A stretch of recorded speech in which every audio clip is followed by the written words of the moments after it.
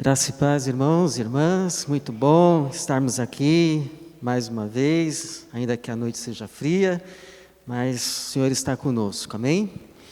Quero convidar você a abrir a sua Bíblia em Deuteronômio. Deuteronômio, nós vamos ler o capítulo 3, a partir do versículo 23. Lembrando que nas quartas-feiras nós estamos orando e aprendendo sobre oração, visitando alguns textos das Escrituras que possa lançar luz sobre essa prática tão conhecida nossa, familiar, mas que sempre temos algo a aprender, que é a oração. Então estamos orando e aprendendo sobre oração na Bíblia. Deuteronômio capítulo de número 3, a partir do versículo 23.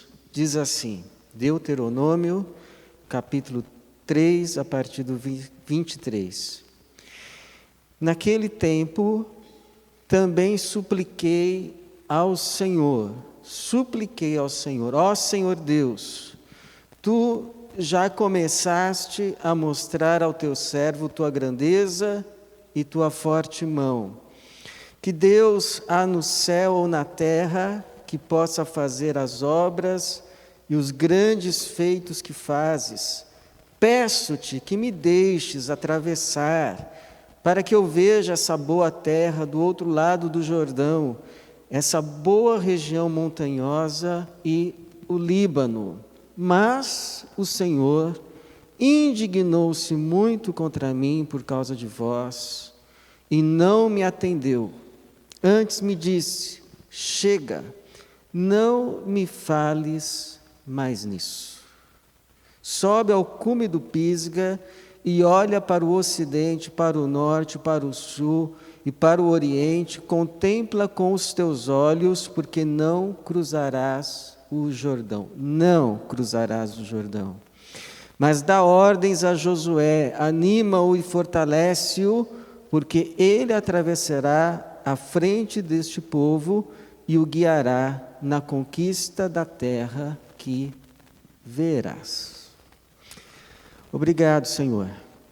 Obrigado pela Tua palavra, obrigado pela Tua igreja, que mais uma vez o Senhor aqui reúne, pelo Teu Espírito que é derramado sobre nós, em nós.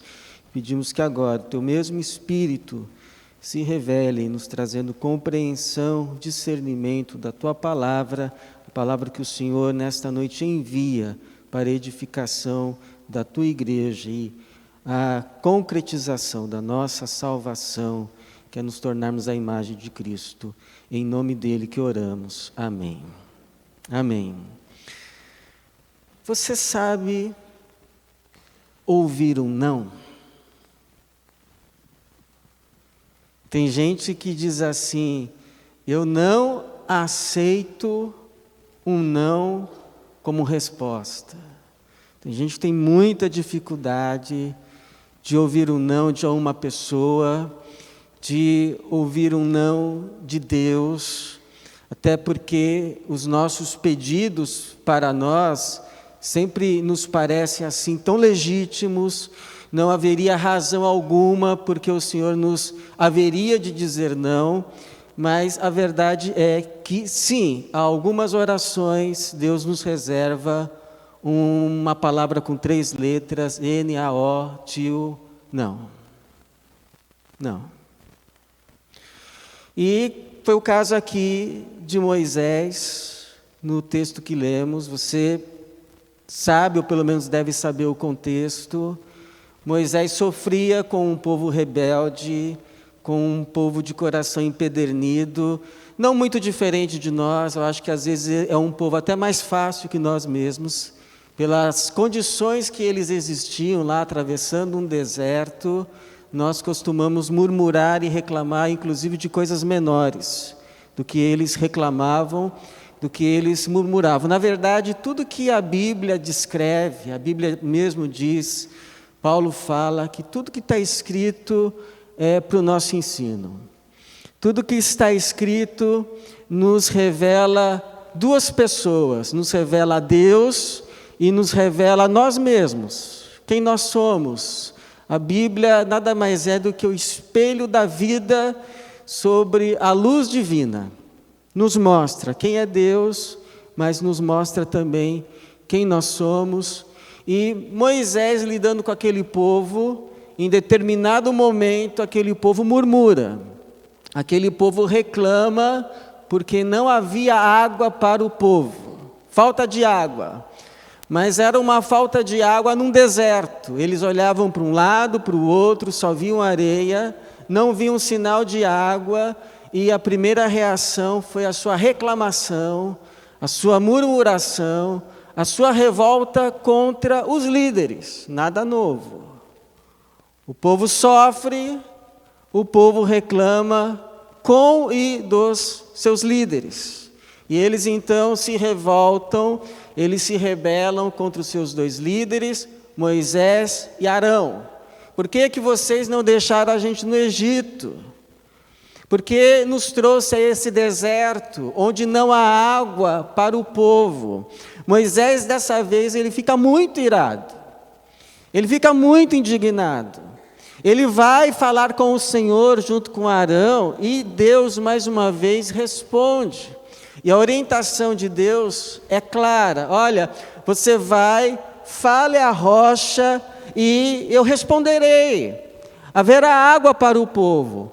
Moisés então se achega perto da rocha, reúne toda a assembleia, reúne todo o povo e pergunta ao povo dizendo: ó rebeldes, rebeldes, vocês acham que o Senhor pode dar água para vocês dessa rocha? Vocês acham que nós podemos dar água para vocês a partir dessa rocha? E ao invés de falar a rocha, segundo a orientação divina, ele, com o seu cajado, com a sua vara, bate 2 vezes sobre a rocha, e vem muita água, mas o Senhor lá do céu apita e diz: pênalti.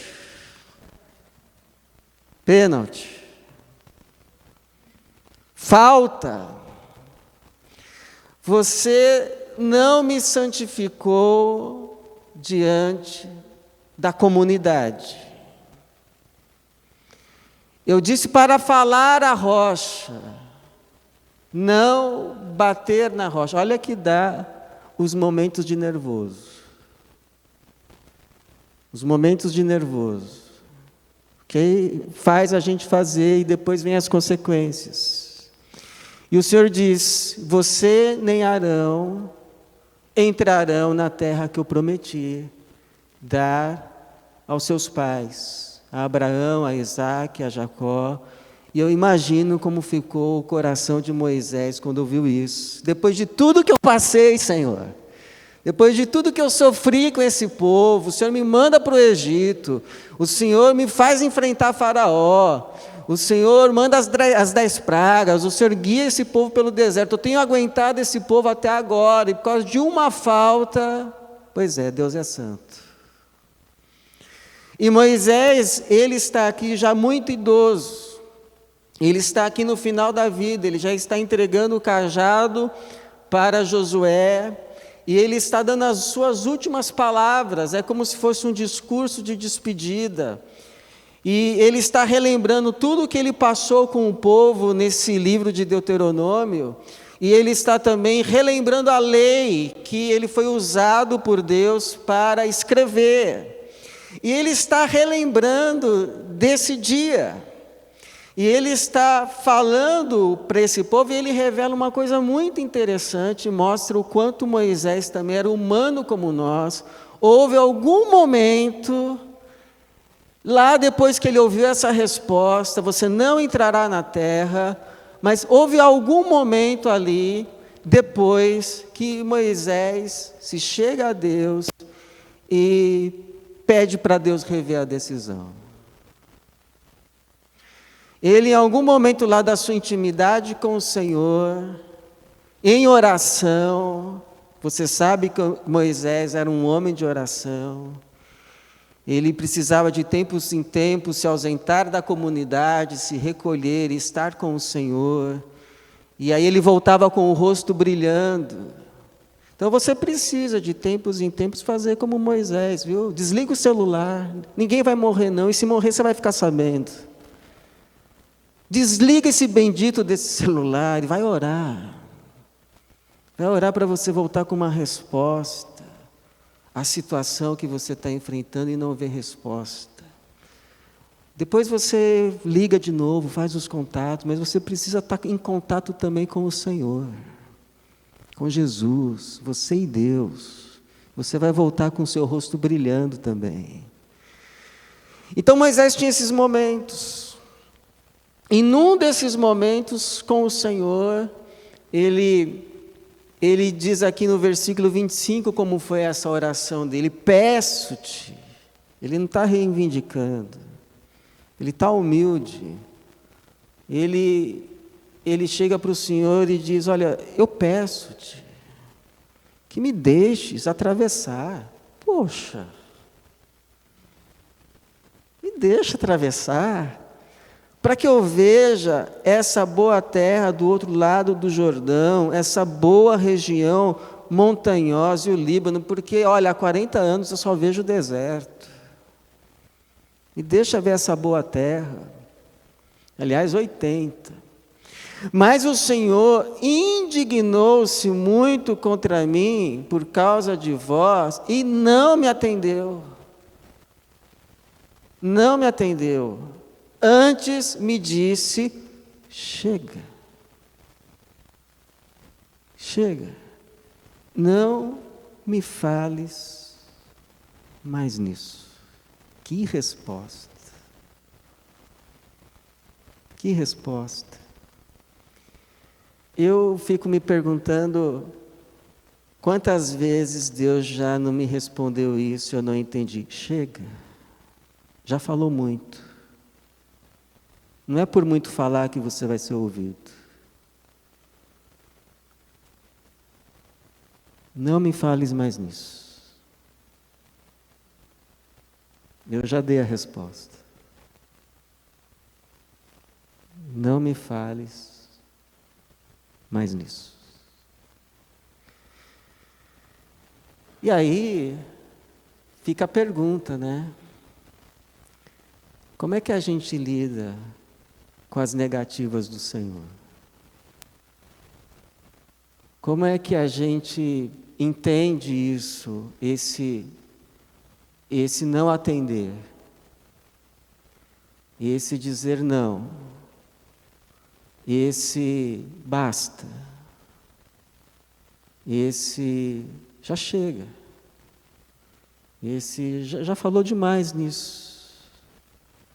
Esse eu não quero mais ouvir sobre esse assunto. Como é que a gente lida com um não de Deus? Como a gente lida, nós, povo do Senhor, com um não do Senhor? Então, baseado nesse texto, em outras passagens da Bíblia também, eu creio que a gente pode entender pelo menos 4 coisas. 4 verdades que nos ensinam a lidar com o não do Senhor. Primeiro, irmãos, o não do Senhor nos lembra uma verdade que salva a nossa vida, que a vida tem limites. A vida tem limites. É bom a gente entender isso. A gente não vai viver para sempre. A gente não pode tudo. A gente é ser humano, a gente é carne e osso, a gente é limitado. Lembrar que a vida tem limites pode salvar a tua vida. Você tem limites. A tua vida é como um rio, dentro dos limites, dentro das margens, é uma bênção para você mesmo e para outros. Mas a sua vida sem limites é igual um rio que transborda. Um rio que transborda é sempre uma catástrofe. É sempre prejuízo, não traz coisa boa, traz desgraça. Você, sem limites, é o teu pior inimigo. Por isso que Deus sempre colocou limites. Deus colocou, por exemplo, a Bíblia diz, limites no mar. Até aqui você passa, daqui você não passa. E quando Ele passa, é problema. Passou dos limites, é problema. Deus colocou limites, por exemplo, no território em que cada povo deve habitar. Quando um povo quer passar do seu território, tem problemas. Até para o povo dele mesmo, ele colocou limites. Quando ele vai dar a terra prometida, ele fala: olha, estou conduzindo vocês para dar a terra lá dos jebuseus, não sei mais quem, mas a terra dos edomitas, eu não estou dando para vocês sequer o espaço da planta de um pé. Então, não mexa com os edomitas. Não tente tomar a terra deles, porque a terra deles eu dei para eles. Não dei a vocês, não mexa com os edomitas. Eu dei aquela terra aos descendentes de Esaú, não dei aos descendentes de Jacó, não é para vocês, limites. Aqui, essa resposta de Deus a Moisés é também uma colocação de limites. Por quê? Porque ele pede duas coisas. Senhor, me deixa atravessar essa terra e me deixa ver a terra. Essa boa terra, o Líbano, essa terra que o Senhor disse que manaria leite e mel. Quero ver esse leite, quero ver esse mel, quero ver essa terra abençoada, pela qual tanto lutamos até hoje. Eu ia ver se o teu povo, naquela época, não fosse rebelde. Mas só Caleb e Josué não foram. Mas o Senhor mandou a gente voltar e ficar mais 40 anos. Eu teria entrado, me deixa entrar agora e ver a terra. E o Senhor, a resposta do Senhor é mais ou menos assim: olha, sobre ver a terra, a gente pode até conversar. Agora, atravessar, você não vai. Ver a terra, faz o seguinte: olha, tem um monte bem alto ali, ó, o Monte Pisga. Sobe ali no Monte Pisga e dá uma olhada assim para o norte, para o oriente, e vê a terra. Isso eu te concedo. Agora, atravessar a terra vai ser com o Josué. Então você o anima, o fortaleça, dá ordens, porque não é você. Não é você. Tua missão foi ter tirado o povo e trazer aqui até a porta. Agora, da porta para dentro, essa missão eu estou entregando não para você, mas para Josué. É com ele que eu vou. Limites. Limites. Até aqui você vai, depois não vai mais. É com o outro agora.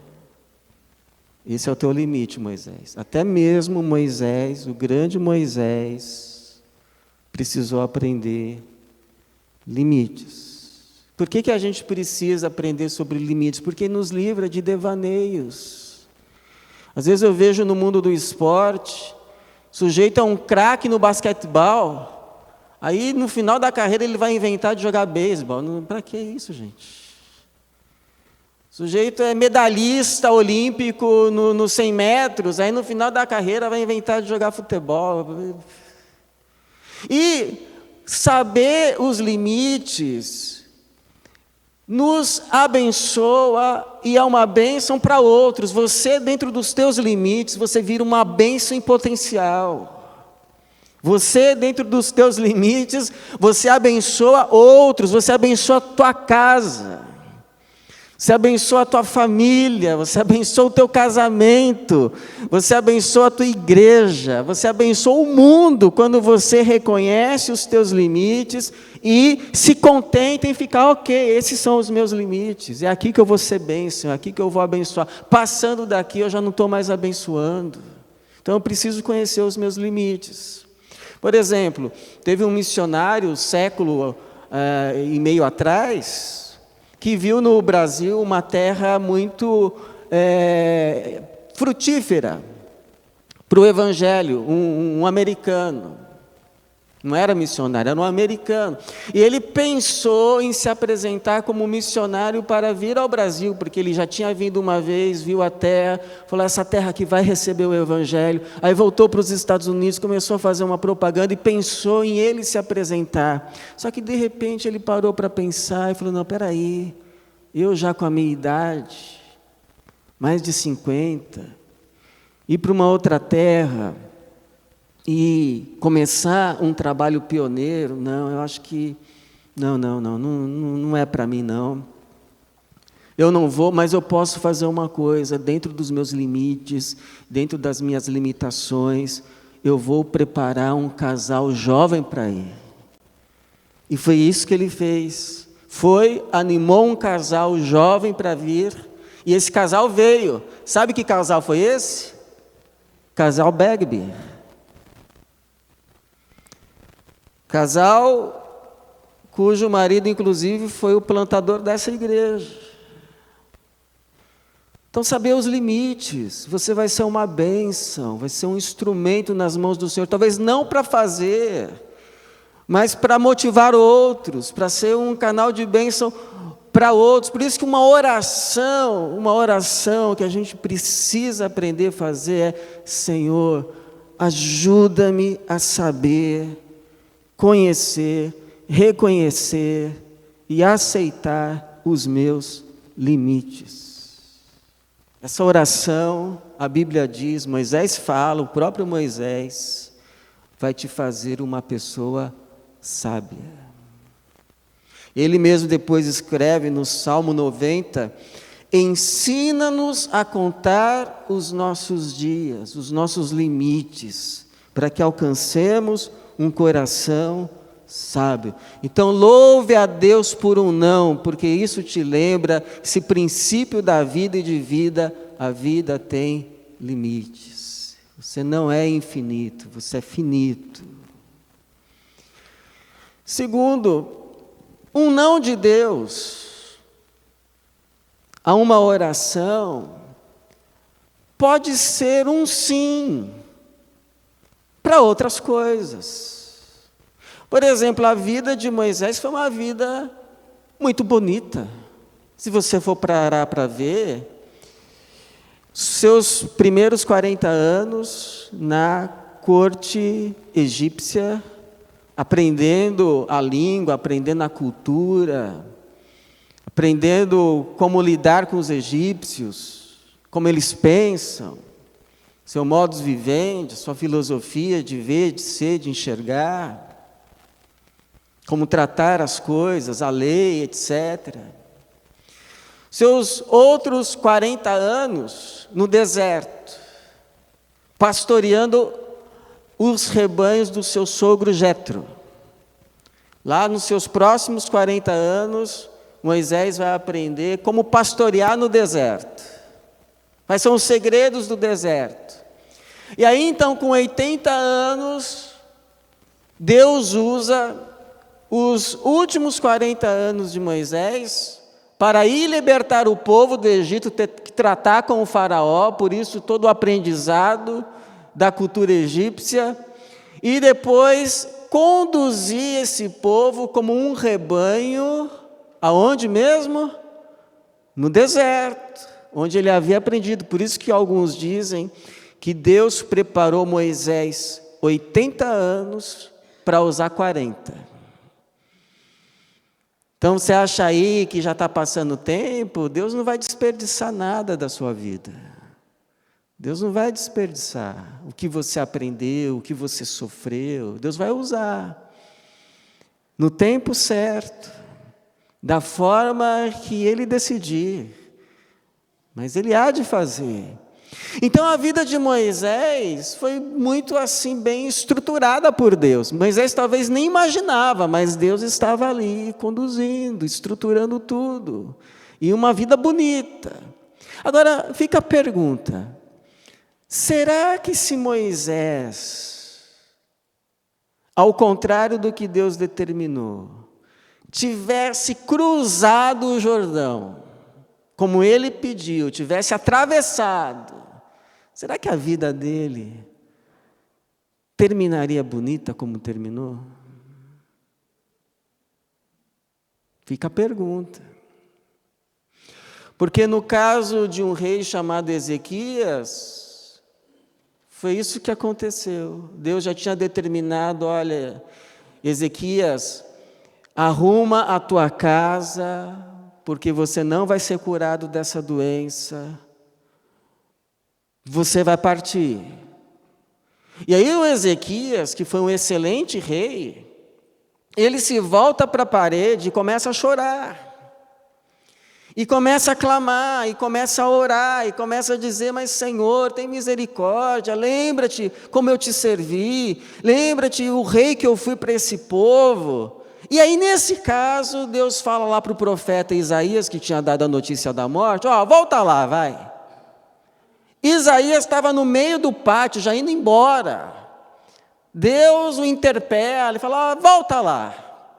E aí o Isaías volta e fala, Deus está te dando mais 15 anos, coloca aí um remédio aí de figo, e um emplastro aí, você vai ser curado. E aí o Ezequias ainda pede um sinal, Deus dá um sinal, a sombra lá do relógio de sol retrocede, e ele é curado. Só que esses 15 anos próximos foram os piores anos de Ezequias. Os piores. Diz que o coração de Ezequias, que sempre foi um coração nas mãos do Senhor, se ensoberbeceu, se enalteceu, se tornou orgulhoso. Foi inclusive nesse tempo que ele gerou Manassés, que foi provavelmente um dos piores, se não o pior rei de Israel, que servia inclusive Moloque, passava filhos pelo fogo, foi terrível. Depois ele se arrependeu, ele foi humilhado, ele se voltou para Deus, Deus o atendeu na sua misericórdia, mas as besteiras já estavam feitas. E hoje, depois de mais de 2000 anos, você para pensar, o que foram aqueles 15 anos a mais? Só serviram para macular a biografia do Ezequias. Moisés, porém, talvez, quando a gente encontrar no céu, porque eu penso em conversar com alguns personagens bíblicos quando eu chegar no céu. Primeiro Jesus, com certeza. Mas se eu for encontrar Moisés, né? Talvez o Moisés possa dizer assim para a gente, né? A gente reunido ao redor de Moisés, todo mundo querendo fazer pergunta e tal, não é? E a gente já pergunta, então Moisés, você ficou muito triste? Aquele dia lá que você orou, e Deus falou para você não falar mais no assunto, você assim, como que você lidou com aquele não, tal? E aí talvez o Moisés vai dizer assim para a gente, não, eu fiquei triste sim, eu confesso, eu fiquei muito triste. Aliás, eu fiquei bravo. Eu achei injusta aquela resposta na hora. Mas depois, eu entendi tudo. Deus não estava permitindo, naquele momento, que eu entrasse na Canaã terrena, porque estava me chamando para uma Canaã melhor, a Canaã gloriosa, a Canaã celestial. E essa terra eu adentrei. Como diz o autor de Hebreus, mas tendes chegado ao Monte Sião, à cidade do Deus vivo, a Jerusalém celestial, ao incontável número de anjos, em alegre reunião, em reunião festiva, a igreja dos primogênitos, dos justos aperfeiçoados, a Jesus Cristo, autor de uma melhor aliança, nova aliança, e ao sangue de Abel, ou melhor, ao sangue da expiação, da aspersão, que fala melhor do que o sangue de Abel. Deus tem preparado coisa melhor. Deus tem preparado coisas boas para os seus, aquilo que o olho não viu, a mente não pensou, o coração não desejou, é o que o Senhor tem preparado para aqueles que nele esperam. Então, em terceiro, irmãos, um não de Deus nos protege. Um não de Deus nos protege. Sabe onde a gente vê isso? Naquele não que Paulo recebeu do Senhor. Você lembra qual foi o pedido? Senhor, para que esse espinho, Senhor? Esse espinho aqui me impede de ir mais rápido. Olha, se não fosse esse espinho, eu já tinha chegado à Espanha. Mas com esse espinho aqui, Senhor, eu vou mancando, dói, eu tenho que parar. Senhor, me tira esse espinho que eu vou servir mais o Senhor. E lembra qual foi a resposta? Foi uma resposta quase parecida com essa. O Senhor disse a ele: a minha graça te basta. A minha graça te basta. Porque o meu poder se aperfeiçoa na fraqueza. E aí Paulo falou, então tá bom, orei 3 vezes, na terceira já veio o não, parei. Não fiz campanha, não fiquei insistindo, não fui para o monte, não. Deus respondeu, não vou mais insistir, porque Ele sabe o que faz. Então eu vou me gloriar nas minhas fraquezas. Que ninguém pense de mim mais do que vê em mim. Então tá bom, eu sou esse Paulo, que desceu do cesto um dia, fugindo mesmo, eu sou esse. Mas Deus, a graça do Senhor não tem sido em vão na minha vida. E foi esse Paulo. Então, irmãos, nesse processo de Deus nos transformar de crianças espirituais, a estatura do varão perfeito, que eu tenho falado, que salvação é se tornar como Jesus, liberto do pecado. Nesse processo, há alguns nãos incluídos. Porque, como diz a boa pedagogia, a frustração está incluída na boa educação das crianças. Ou seja, as crianças precisam também aprender a ouvir não. A ouvir não. Dessa vez não. Tem que aprender a ouvir não. É igual conta um avô que um dia estava com a sua neta, andando, e aí a neta solta da mão dele e começa a correr em disparada, e ela estava correndo em direção à rua, e o vô notou que vinha um carro, em certa velocidade, e não tinha tempo para ir pegá-la pela mão. A única coisa que ele pôde fazer foi gritar, foi dizer em alta voz: fulana, não! E quando ela ouve aquele não, ela para, e o carro passa. Ter aprendido a ouvir não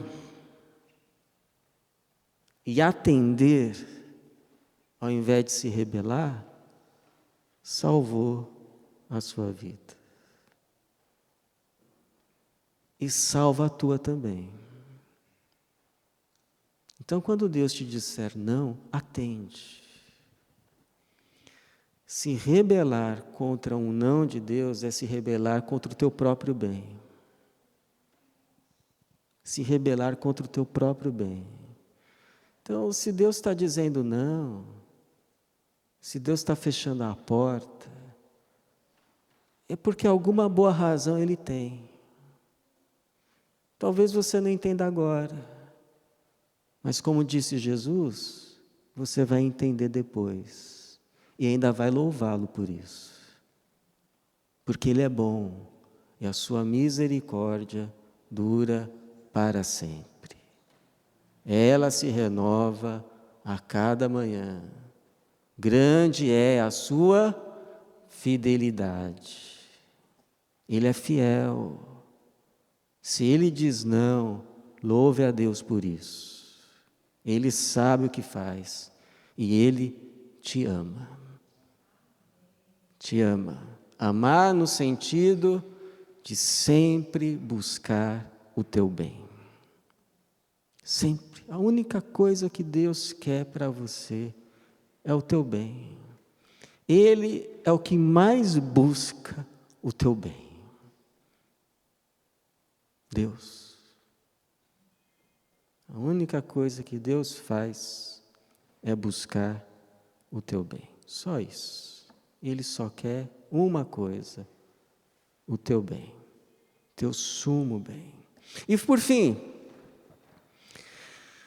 um não de Deus recebe como melhor resposta da nossa parte, sabe qual resposta, irmãos? Seja feita a tua vontade. Amém? O Senhor está me dizendo não, eu não entendo agora, mas eu confio, eu creio no teu caráter, eu creio no teu amor, eu creio na tua bondade, então seja feita a tua vontade. Com quem a gente aprende isso? Com quem? Jesus, não foi? Lá no Getsêmani, suando sangue, o que ele ora? Pai, se possível, passa de mim este cálice. Cálice na Bíblia você sabe o que quer dizer, dor. Cálice na Bíblia quer dizer grande tristeza ou tristeza grande. Cálice na Bíblia significa desfavor, significa o virar do rosto de Deus. Cálice na Bíblia significa dor. Então, me livre, Senhor. Se possível, passe de mim esse cálice, essa dor, esse virar do teu rosto, essa grande tristeza, passa de mim. Mas depois, Jesus coloca tudo debaixo daquela oração, daquela frase, daquela sentença que salva qualquer oração. Contudo, não seja o que eu quero, mas o que tu queres. Amém? E Deus atendeu a oração, para o nosso bem e para a glória dele, de Jesus Cristo. Porque Jesus foi para a cruz para a nossa salvação, mas Deus depois o ressuscitou, o exaltou e concedeu a Jesus o nome que está sobre todo nome, para que ao nome de Jesus todo joelho se prostre e toda língua confesse que Jesus Cristo é o Senhor, para a glória de Deus Pai. Então o não de Deus pode ser, irmão, a maior bênção. Um não de Deus, se é um não, sempre é a melhor bênção. Então a melhor coisa que pode acontecer a uma oração feita em nome de Jesus, não é sempre receber sim. A melhor bênção que uma oração pode receber é a garantia que a vontade de Deus será feita. É isso que nós devemos pedir na oração. Olha, Senhor, eu estou aqui falando da minha dor, estou aqui falando da minha situação, estou aqui falando da minha situação, mas o mais importante de tudo, não é que essas coisas aconteçam da forma como eu estou aqui suplicando. A melhor coisa, Senhor, isso que eu peço, é que seja feita a Tua vontade. Porque a Tua vontade é boa, é perfeita, é agradável ao Senhor. É a melhor coisa que pode acontecer na minha vida. Então, Senhor, se o que eu falei até agora não é a Tua vontade, esquece e faz a Tua vontade na minha vida. Se você já andou alguma caminhada nessa vida, você sabe do que eu estou falando.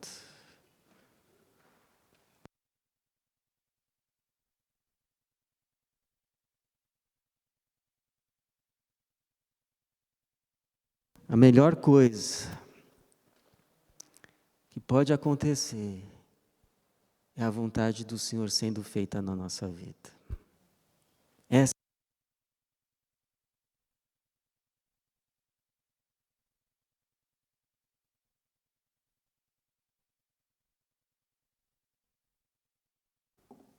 Eu mesmo, irmão, eu mesmo, hoje, depois de já uma caminhada com Jesus, eu posso dizer, e talvez você possa dizer o mesmo que eu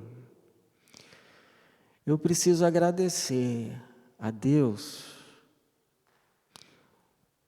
tanto pelos sims, quanto pelos nãos que Ele respondeu a mim. Porque hoje eu vejo que se Deus tivesse respondido sim a todas as minhas orações, inclusive aquelas que eu fiz quando eu era adolescente, hoje eu estaria realmente bem feliz. Eu louvo a Deus pelos sims, mas louvado seja Deus pelos nãos também.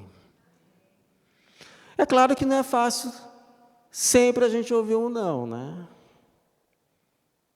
Tem pedidos assim que a gente faz, que é muito difícil acreditar que é a resposta, ou aceitar que a resposta será uma negativa.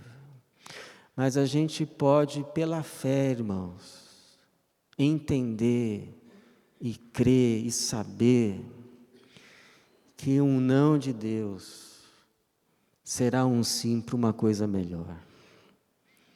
Que hoje talvez a gente não entenda, mas vai entender depois. Então, toda oração que você fizer, não pode faltar duas coisas. Primeiro, que seja feita a tua vontade. E depois, que você louve ao Senhor, porque aos retos convém, fica bem o louvor. Que Deus nos abençoe. Amém.